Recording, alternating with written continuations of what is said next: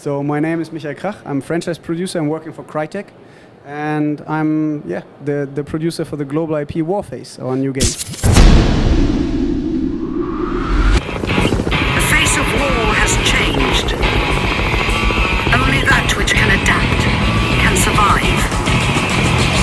Whatever threat we face, wherever our opponent strikes, whenever Blackwood's shadow falls, our light will shine.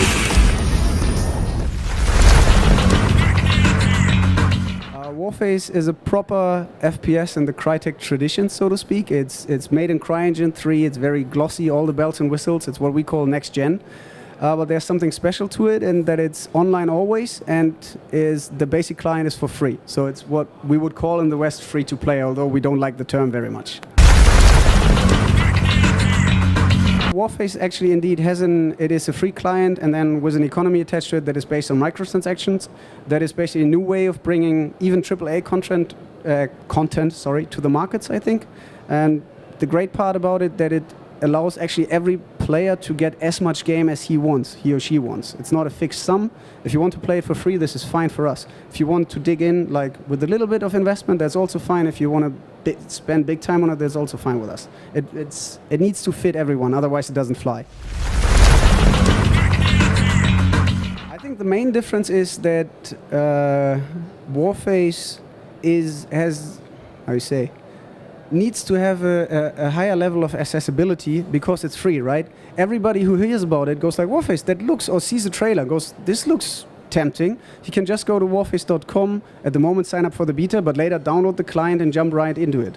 With Crysis being a proper game in the traditional way of the word, so to speak, like a boxed product, there's an upfront investment necessary for it, and where people, they make the decision in a different way, and therefore you can design a different kind of game. An online always service that is for free makes slightly different game design decisions necessary, and one of them is the question of accessibility. Like you really need to, guide your players into the experience, otherwise it's too abrupt.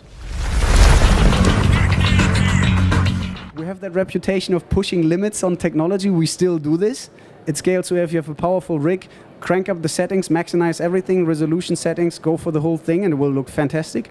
But if you have a machine, even up to, I would say, 5-year-old graphic cards, it will run. We check that. It looks great. It's big-time fun. You're not out of the fun, so to speak. So we cover a wider spectrum than we ever did with any game before. We always say, in an online-only game, content is king. If you release a big map pack every 6 months, that will not do it. That's not enough. We want to do something meaningful every 2 weeks, every month. On top of that, we have that mission system in PvE. There the system gives you a mission every day. It's like a daily raid. But on top of that, the designers, the whole team keeps doing new stuff, new features, new guns, new levels, new modes, and churns them out as often as possible. Like Warface, you go on vacation, you come back, first thing you should do is like, let's check what Warface did over the last 2 weeks. There will be something new. It is something that we really look into because it maximizes the number of people that can play your games. The work of our technicians on the engine, the work of our artists on artworks, of course we want to get this into the hand of a maximum number of players. I personally believe there will be a space for traditional titles in the current sense, basically, where you still create that kind of experience for which people pay up front $60. But then there's a whole wider audience out there who would like to play your game, but not that much, you know? So, and we want to get them in as well. And I think in the future, for Crytek, but also for everybody else, these two worlds will merge. It will become more gray. Even the same game that you offer a premium bundle for $60, it will start at a free demo, which never ends. Just, it's price differentiating. It's the same thing. That's why we don't like this expression, or I don't like this expression, free to play. It stigmatizes. It says you're either this or either that.